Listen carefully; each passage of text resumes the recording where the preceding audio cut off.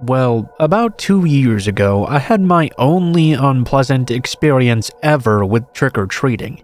It doesn't really bother me to talk about it anymore, and I'm more than happy to share it with all of you. I like spooky stories, so I hope you listeners will enjoy this tale. Although I can honestly tell you I did not enjoy it very much when it happened to me. I'm an 83-year-old widow. Although I miss my husband greatly, when he died a few years ago, I was determined to not become one of those senior citizens who completely lose their identity when they lose their spouse. My husband and I had been married for 52 years, and he was indeed my entire life. After he passed, though, I was able to find a few new things in life I could identify with. I was successful in finding new hobbies and making new connections with new people. One of the things I found I enjoyed more than anything was interacting with trick-or-treaters on Halloween. I have more than a substantial nest egg, so I was able to afford just about anything I could want. When Halloween came around, this meant I went all out with my candy. I'm sure if you've ever been trick-or-treating, you've been happy to find those houses that give away miniature or bite-sized candy bars. Kids always love those. Well, I put those in the dust. I gave out full size, you name them. Reese's Peanut Butter Cups, full bags of M&Ms, giant Milky Ways, and of course most popular of all, the Snickers bars. Nothing made me happier than seeing the looks on children's faces or imagining them under the mask when I'd give them the best trick-or-treat candy in the entire neighborhood. On the Halloween night of this particular story, it was pretty typical for a Halloween night, honestly. I had lots of candy and what seemed to be an endless supply of children stopping by my home for some bars. It was well known in the neighborhood that I had a strict policy of one per trick-or-treater. All the children knew this, so no one ever tried to get more than one. As the night went on, though, for the first time ever, I was positive I saw a child come back around for another piece of candy. Sure, children do wear similar costumes, but everything about this person seemed to indicate I'd seen him before. His costume was a melange of characters. He was short, about 4 feet tall, and had on a hockey mask, a part of a pirate costume, and carried his plastic jack-o'-lantern in what looked like a cheaply made Freddy Krueger glove. Needless to say, it was very unlikely any two children would have constructed such a makeshift costume. This was the first time in years I'd actually had a trick-or-treater try to cheat the system and grab an extra piece. Still though, he's just a kid, so I let it slide and gave the lad a second bar. It was quite possible it was someone different and the costume was some sort of trend or perhaps based on some new scary movie character I didn't know about. Honestly, I was impressed with the effort as well. Jason from Friday the 13th, Freddy Krueger, those were the two most modern characters I knew about. About 20 minutes after the boy had come back for the second bar, a child seeming near identical to him came back around for a third time. This time, I was absolutely positive it was him. This time, he was with a different group of kids, carrying the exact same purple jack-o'-lantern bucket he'd had the previous 2 times. When he came up to me, I looked inside and saw he only had those 2 full-size candy bars in the bucket. Now, young man, I already broke my rule for you once and gave you an extra bar. I wagged my finger at him. It wouldn't be fair if I gave you another one, now would it? The boy didn't answer. He just continued to hold his bucket out, expecting a third piece of candy.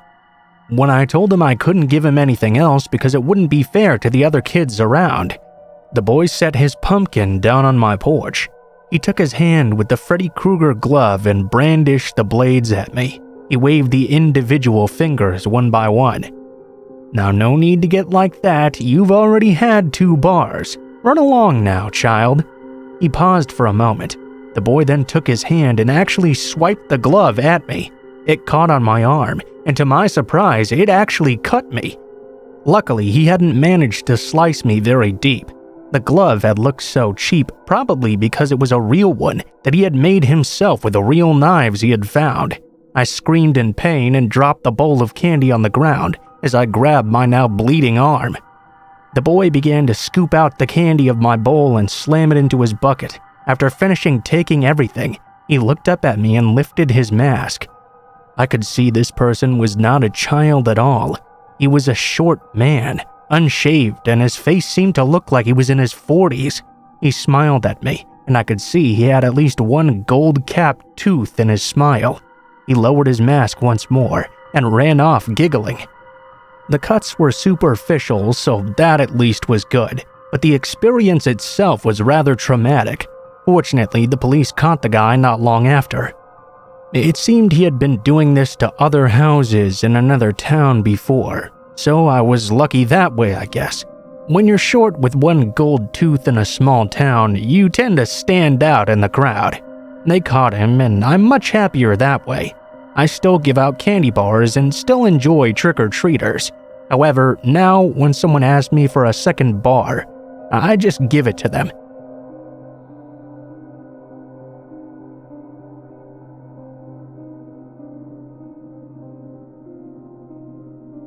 I love Halloween. It's my favorite holiday of the year without question. I love everything about it. I love the ghost stories, monsters, scary movies, and I love graveyards as well. At least, I used to love them. Back in high school, I had an experience that soured me just a bit on cemeteries. During October, I used to always play games of hide and seek with my friends. Well, we didn't call it hide and seek though. We called it Ghost in the Graveyard. We broke into the local cemetery and played behind the gravestones. The person who was it was obviously the ghost, and he would start out in the center of the graveyard. There was a large monument there that was placed on the grave of one of the richer people in town who had died quite some time ago. We had no idea who he was, but he must have been damn loaded because that was a huge monument. The others would spread out and hide behind the gravestones in the graveyard. We used the entire cemetery, so there was plenty of room for us to hide. This meant that one round of the game could last for a really long time. When the ghost found you and he had to actually see you, first you had to run back to the monument in order to be safe. If you were caught though, you didn't become it necessarily. We said that you died and sat out the next round. The people who made it back to base would go again. This would of course continue until everyone died, and the last person to die got to pick who would be the ghost for the next round. I was 16, and we were playing the game on Halloween night. It was a very cold night out. It was so cold I had to wear a jacket and even a thick pair of gloves. I was actually in a bit of a good mood because there was this girl named Angela who was tagging along with us. As you might have guessed, I was really interested in Angela, so I was trying to show off a bit. You know, running as fast as I can. During the early rounds, I even jumped over some high gravestones, trying to show off clearing them easily. I would strut around the base, rubbing it in the nose of the ghost that he could never catch me. Looking back, I was acting like a complete dumbass, but I was really hoping to get somewhere with Angela. After about 4 rounds of the game, only me and one of the guys were left uncaught. Angela had gotten killed in the first round, so she just remained on base and watched me easily escape the ghost each time. There was no doubt in my young mind, by the end of this night that girl would want me bad. Well, during the 5th round, I went way out into the graveyard. I wanted to last as long as possible to really show off my hiding prowess, so I went over a hill past some trees and found this small tomb. It was a wonderful hiding place. The only bad thing about hiding there was that it was so cold outside. I was having some trouble keeping myself warmed up, even through my jacket and gloves. I was just standing there shivering. It took nearly 15 minutes before I finally heard the ghost approaching me. He was not quiet at all, and the ground was covered in dry leaves, so I could hear him as he was getting nearer to me. Now I know what you're thinking reading this. You think I was not hearing the ghost and it was actually someone else. But that's not what was going on. I heard the ghost talking and trying to coax me out of my hiding place. And I knew that voice. It was the voice of my buddy, who had failed to grab me all the previous rounds. I tried moving into a position in which I could sprint more easily once he found me. Unfortunately, my movement caused a shuffling in the leaves, and I heard the noise of my buddy's feet stop. I cursed my mind for giving away my position.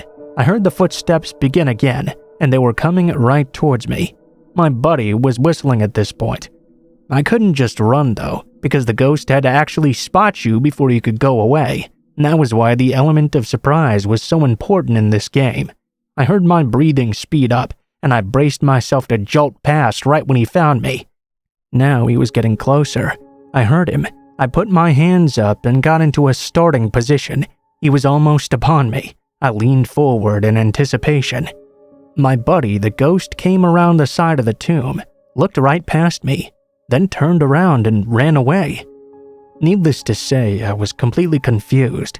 Slowly, I turned around, and I saw the most hideous woman I'd ever seen, sitting right behind the tomb right next to me. Who knows how long she had been there, watching me. She had this dirty red hair, and her face was covered with I don't know what. Must have been herpes or something. It was nasty. She leaned in and whispered into my ear, "Hey, sexy." She grabbed my foot as I tried to bolt away. Screaming, I begged for the ghost to come back and help me, but he was not about to turn around. The lady had an extremely firm grip on my shoe. She was surprisingly strong. I tried to shrug her off, but before I could even do much, she grabbed the back of my pants. She got a handful of my belt, the waistband of my jeans, and even the waistband of my boxers. She was crying at me, mumbling a bunch of words I couldn't even understand. I tried to pull away from her, but her grip was just way too strong. I tried to kick her, but when I looked back, I could see her holding this little fillet knife. I nearly shit myself. Having no other option to escape this nasty person who wanted God knows what, I undid my belt and zipper. She pulled my jeans and boxers down to my ankles. She had such a good hold on them they came right off easily. I felt her cut my leg with a knife, and then she whispered that she was going to cut it all off. I freaked out and kicked her in the face. My pants and my underwear came off in her grip, naked from the waist down, and with only one shoe. I didn't give a fuck. I ran away as fast as I could. It hurt like hell on my feet, of course, and I was absolutely freezing as I ran back to the base. When I arrived, everyone was shocked to see me naked from the waist down. I was so scared though, I didn't even think to cover myself up at first. Remember how I told you it was very cold outside? Well, by the time I'd actually gotten covered up, everyone, including Angela, had seen the effects of the cold, and it's something I have not lived down to this very day. From then on, my nickname was LD. L stands for little, and you can imagine what the D stands for. I didn't see that woman ever again, but that didn't matter. She did her damage that night.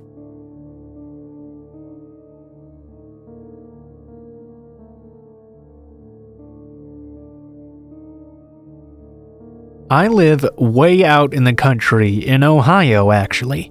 My husband and I moved out here shortly after we were married. It was how I wanted to live. It was at least an hour drive away from town. There were other neighbors on the ridge too, but we were all set very far apart. Generally, they were all down long dirt roads that were connected to one main road. Our house was on top of a hill, up a small dirt road that was about 100 yards away from that main road. Honestly, most of the roads really only served as long driveways because they led to one house. Ours wasn't as long as some of the others, and you could see the main road from our front door. That was pretty normal for the area. My husband worked on a boat on the Ohio River and would often be gone for days at a time. It didn't really bother me though, as I had a lot of time to myself and he made some pretty good money. Plus, whenever he was not working, that meant we had a lot more time to spend with each other. One night, being the night before my husband would be coming home, I was watching a movie with my daughters. It was in October, and the sun had been down for a couple of hours now.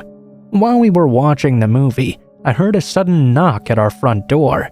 We all looked at each other, because this was very odd. We never locked our doors at that time. The only people who would ever come here would generally just walk right in. I went ahead and opened the door. Standing on my porch was this dirty man who looked like he was in his 30s. He was dressed in ragged clothing, had a dirty brown beard, and completely bloodshot eyes. When I saw the man, I asked him how I could help him. Yeah, could you tell me how to get back to the main road?" the man said, looking very uncomfortable. That question obviously made no sense to me. You could see the main road right from where we were standing. It was only 100 yards away, but this man was acting like he was lost in the jungle. My husband was away from home, though. I really didn't want to point out the stupidity of this man's question and risk pissing some stranger off. I pointed back down the driveway and the man thanked me. He walked over to this dirty old Pinto he must have been driving, hopped in and drove away. The next day when my husband came home, I told him about what had happened. He figured it was probably just some wino who was too drunk to know where he was. I hadn't remembered smelling any alcohol on him, but I figured my husband must have been right. I tried my best to put it out of my mind. About a week later, when my husband was again gone, I was watching a movie with my daughters at night once more when I heard a familiar knock at the door. We went to answer it. To my alarm, it was that same man from the previous encounter. Now I was mildly unnerved, but I tried not to let it show. Again, I asked what I could do for him. "Yeah, sorry, could you tell me how to get back to the main road?" he asked, looking very uncomfortable. It was all too obvious this man was unbalanced. Either that, or he was up to something. I figured if my ploy had worked the first time, though, it might work the second time as well. I pointed down the driveway and turned away. The man thanked me, hopped right back in his car, and drove off as swiftly as possible. Well, my husband and I were quite concerned this time, but we didn't really know what we could do about it. He hadn't done anything illegal per se, just weird. We started locking the doors from then on. I wanted my husband to stay home from work, but it was nearly impossible for him to get time off around this time. Instead, the next time he left, he had his nephew Todd come over and keep us company instead. Well, that night came and Todd came over like we expected. A couple of hours after sunset, we heard a knock at the door once more. This time, Todd went. Todd was a very big guy, 6'3" and a good 200 pounds or so. He opened the door and the strange man was standing there. He looked very surprised to see Todd. He composed himself immediately, though, and started to ask his same question. "Yeah, could you tell me how to get back to the—" Todd cut him off. He told the man he didn't know what the hell his problem was, but he'd better quit coming to our house and bugging us with this stupid question over and over, or else he would make him regret ever coming back. The man, who had previously looked very nervous every time he came to the door, suddenly didn't look nervous at all. He stood up straight and with lightning-fast reflexes, grabbed a knife out of his jacket and made to stab. He caught Todd good on the arm, and Todd fell backwards. I was close enough by the door that I was able to slam it in the man's face and lock it luckily. He looked in through the window and began to tap his knife against it a few times. He smiled at me as he tapped it once more. He walked over to the front window of the house and looked inside. The man smiled all the while as he curved his head to look at me in front of the door. After a moment, he came back to the door and began to tap his knife against it repeatedly. This completely freaked me out. I finally got up the courage to ask him what he really wanted. Yeah. Could you tell me how to get back to the main road?" the man asked once more. I was completely thrown off. It was the strangest situation I'd ever been in. After what had just happened, he went right back to pretending to be some innocent stranger. I kneeled down beside Todd as my daughters ran to call 911. I simply pointed down the main road through the window. The man thanked me through the door, walked over to his car, and drove away. He never came back after. I have no explanation for the man's weird behavior, and the police never caught him either. Other than the answer to his question, I have no idea what he wanted. But it's the fact that I don't know that's the scariest part of this whole thing.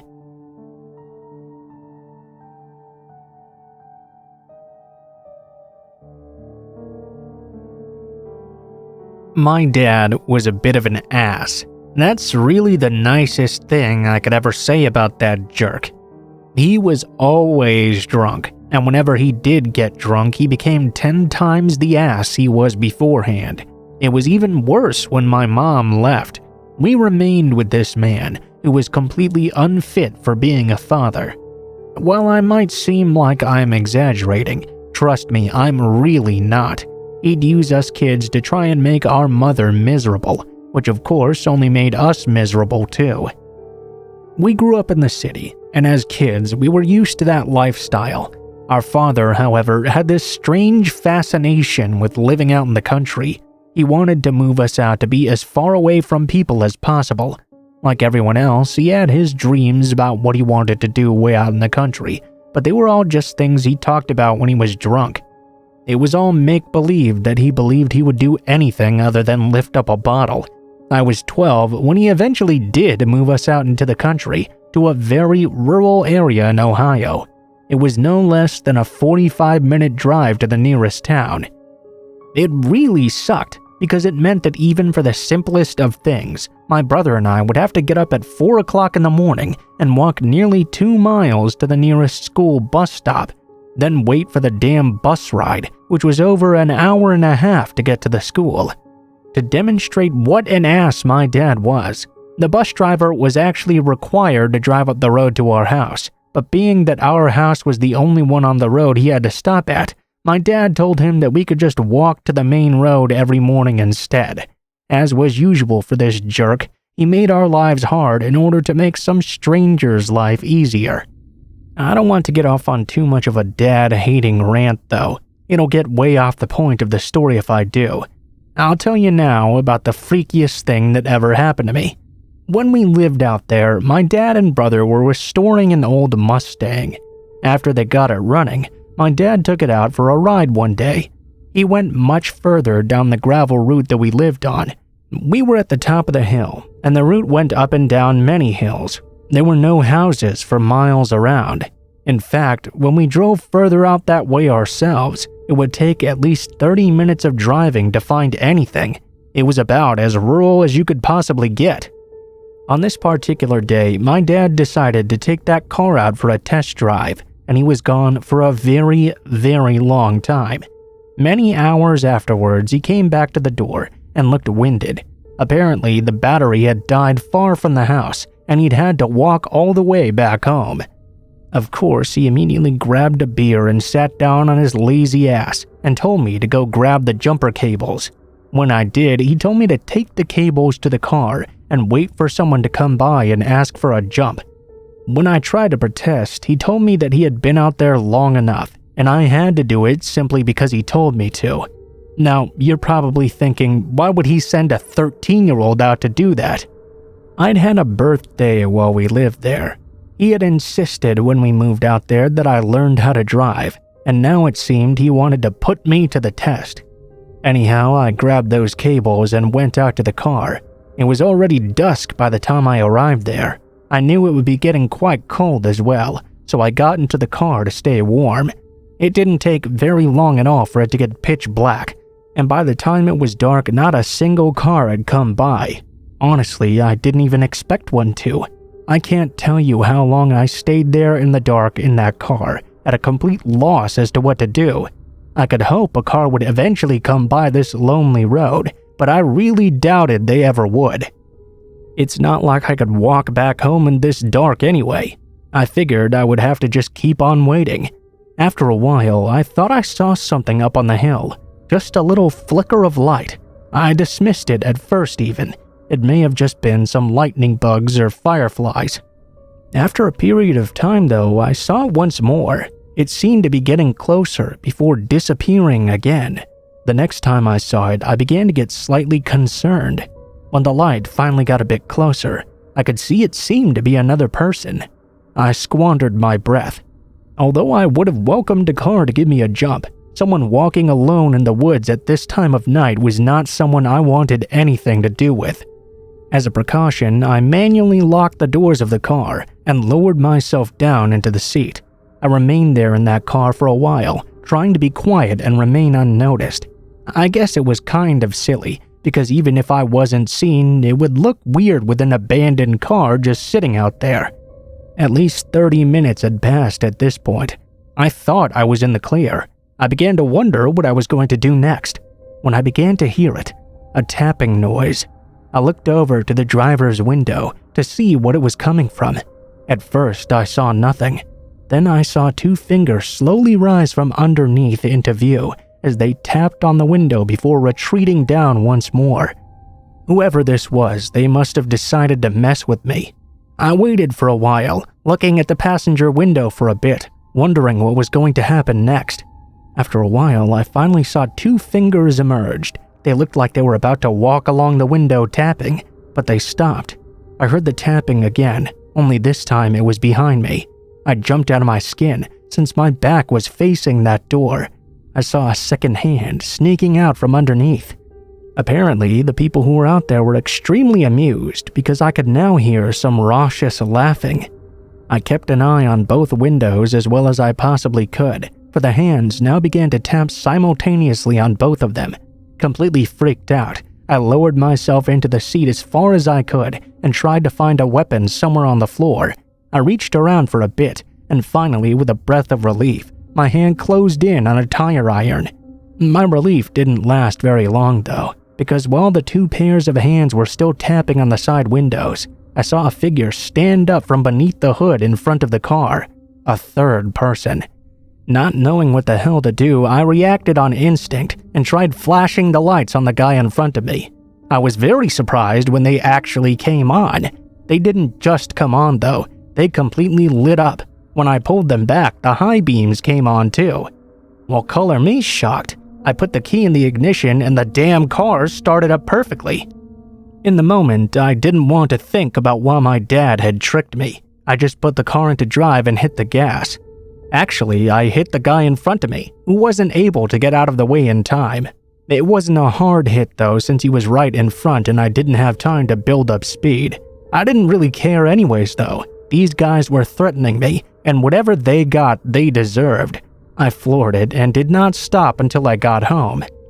Now, remember when I told you my dad was an asshole?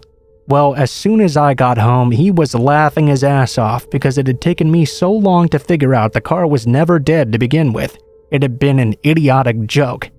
When I told him what happened, he swore up and down he had nothing to do with those other people. I don't know though. I think a man who would send his son out for such a bad practical joke to begin with doesn't get the benefit of the doubt. He's such an asshole.